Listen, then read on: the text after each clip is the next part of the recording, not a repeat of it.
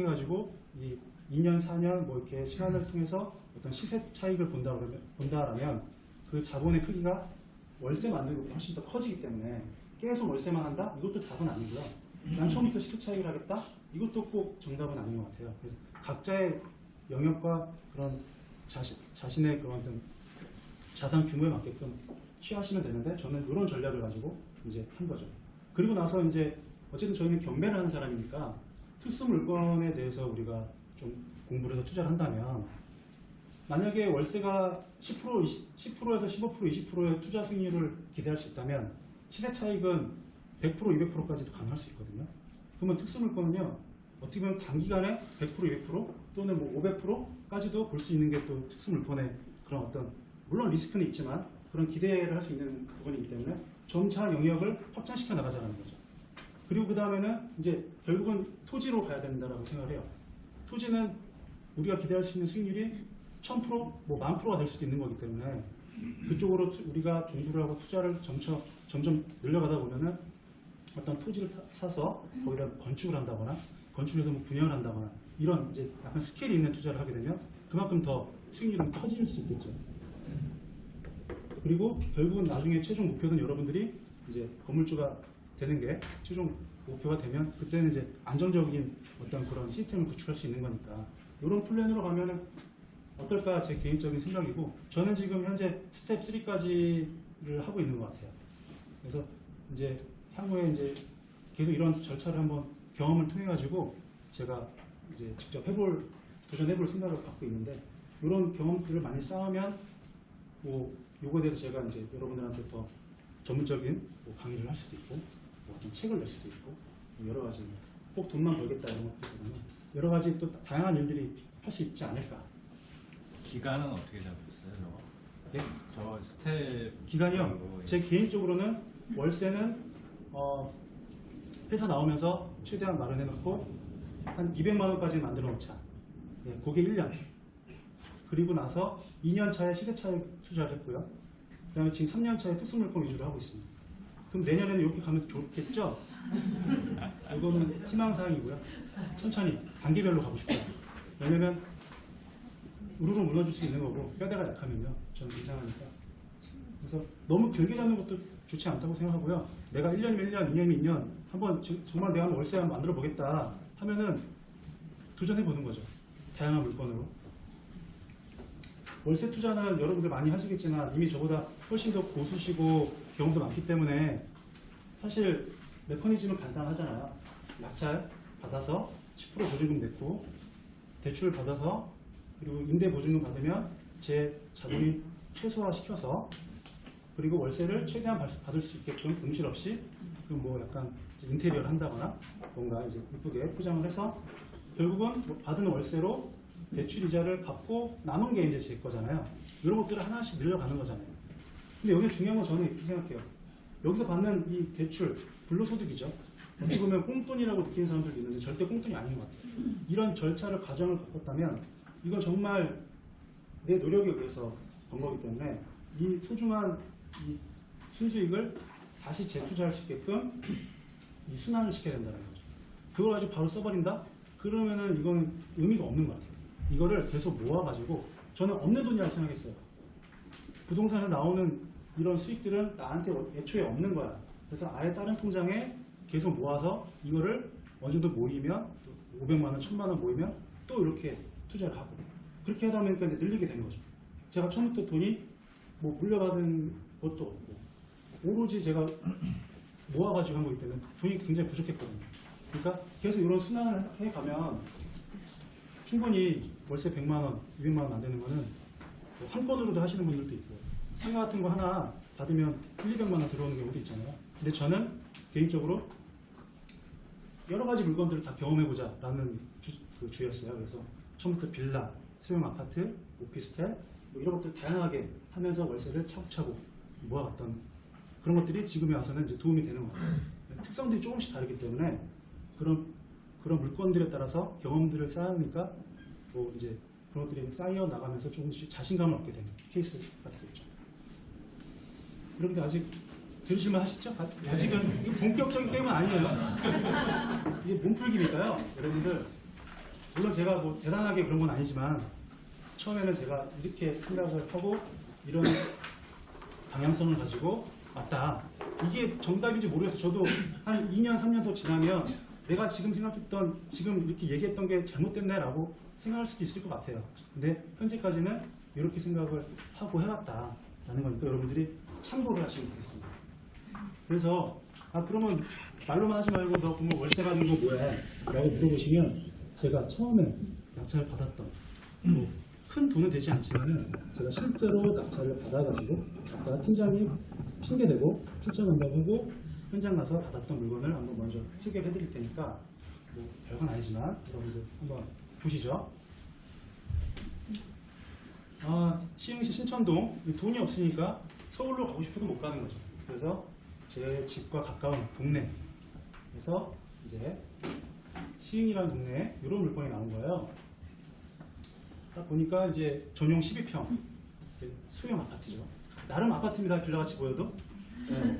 그리고 여기 보니까 한번 낙찰이 된 경험이 있었어요. 얘는.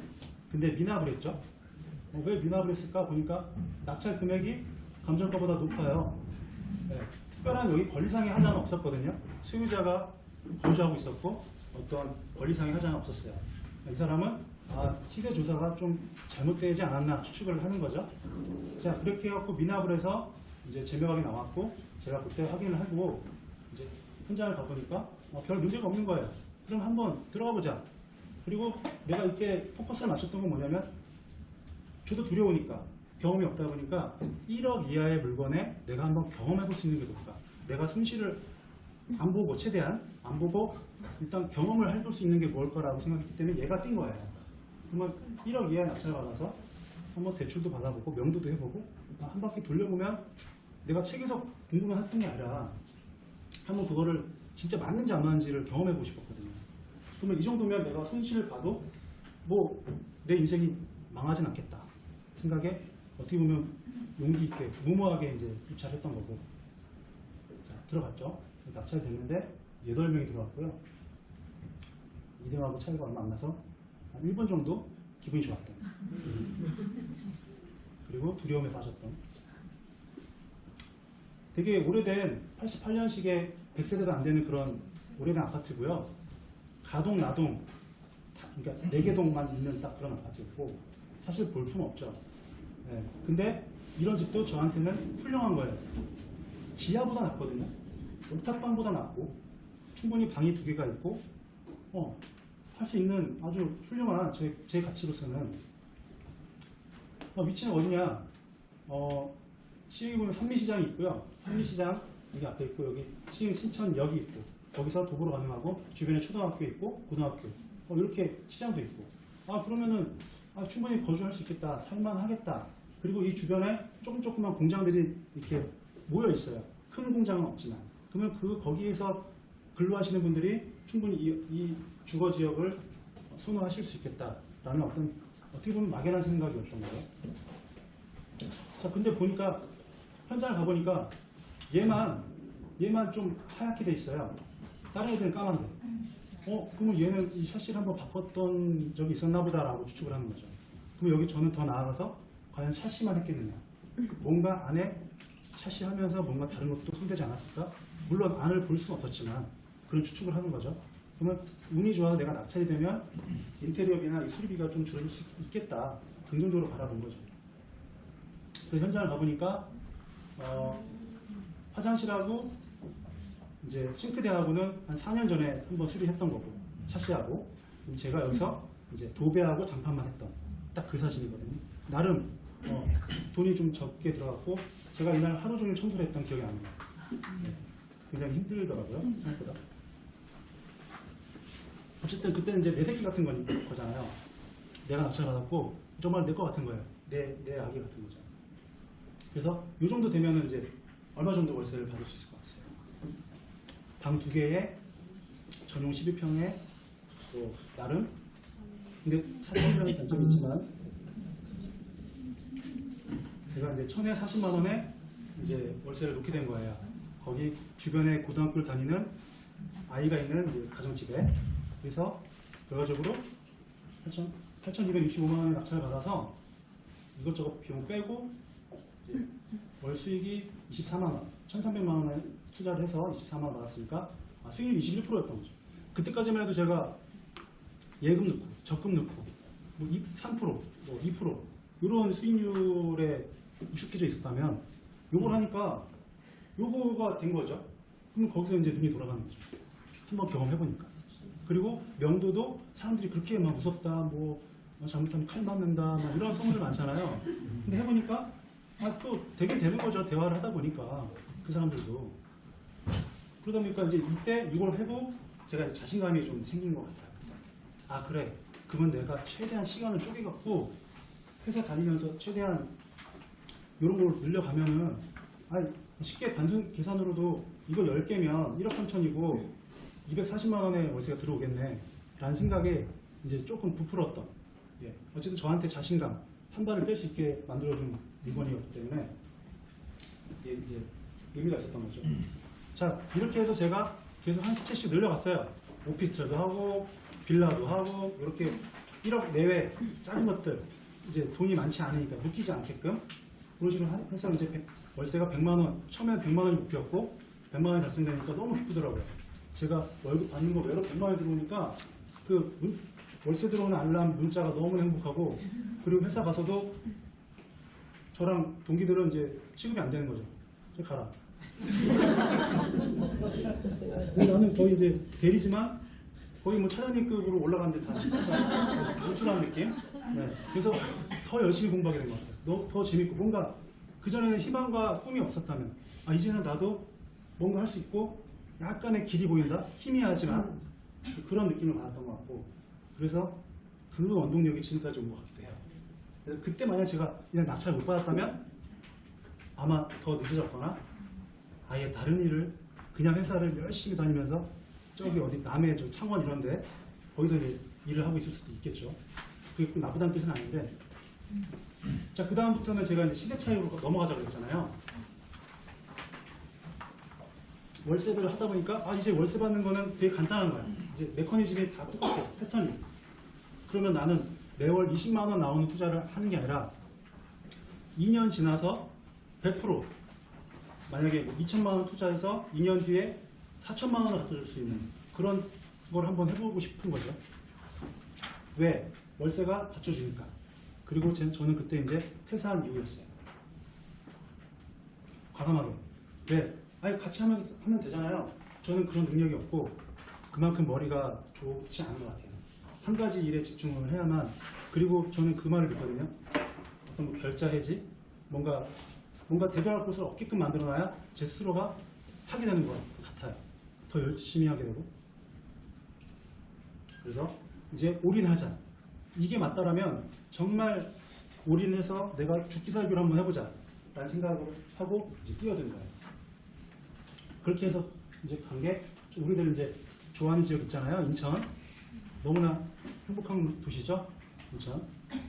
가서 보니까 이런 물건이 나온 거죠. 아파트예요. 이거는 이제 조금 이제 외형적으로 제대로 된 아파트 같은 아파트. 좋다. 현장 가보니까. 나도 여기 살고 싶다. 새 아파트는 아니지만 한 10년 좀 넘긴 했지만 나도 이런데 나중에 언젠가는 살 수 있겠지.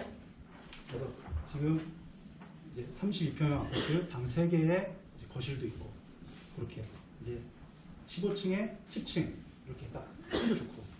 근데 3억 1천에 나온 게 여기에 너무 받고 싶어가지고 제가 95% 2억 9,500에 입찰했는데, 원래 2등이었어요. 원래 2등이었는데 1등 분이 서류를 하나 빼먹으신 거예요. 네, 그 인감증명서를 빼먹고, 그래서 그분이 무효되고 제가 낙찰을 했는데, 그 집행관 그 분이 젊은 친구 운이 좋네 이런 말 했던 기억이 나요. 그래서 감사합니다 하고 열심히 하겠습니다 하고 제가 현장을 갔던 기억이 나는데, 한 가지 여기 좀 리스크가 있는데 유치권 신고가 있었어요. 하나 인테리어에서 여기서 이제 수리를 했다고, 인테리어 했다고 집어넣은 게 있었는데, 제가 조사한 바로는 이건 허위라고 제가 판단이 들었죠. 왜? 이 유치권 회사를 가보니까 여기 아래도 내용이 있지만 이 회사가 없더라고요. 인테리어 회사가. 이거 허위다. 그리고 어차피 이 임차인이 인테리어 했다라는 부분은 우리가 공부해서 아시겠지만 사실은 의미가 없잖아요. 그래서 이거에 대한 확신을 갖고 과감하게 입찰을 했더니 야 15명이 들어왔네. 그때 좀 놀랬던. 자, 그러면 위치가 여기 인천 시청역에서 한 5분도 안 걸리는 거리예요. 어울림마을이라고. 옆에 자이 아파트가 대단지로 있고 그 옆에. 그리고 나름 주변에 뭐 마트도 있고 뭐 쇼핑할 때도 있고 나름 여기가 살기는 괜찮더라고요. 시청도 있고요. 아, 그러면 너무 훌륭하다. 네? 그래서 이제 낙찰을 받고 이제 소유자가 정리하고 있었는데 한 가지 에피소드가 있는데 좀 시간이 오래 걸릴까봐 이제 명도를 하러 가야 되잖아요. 가서 이제 연락을 해도 안 받으시고 내용 증명을 보냈더니 또 묵살하시는 거예요. 그래서 답답해서 현장을 가서 만나봐야겠다. 갔더니 이제 소유자는 와이프 좀 돼 있었고 실제 이제 그 남편을 만나게 된 거죠.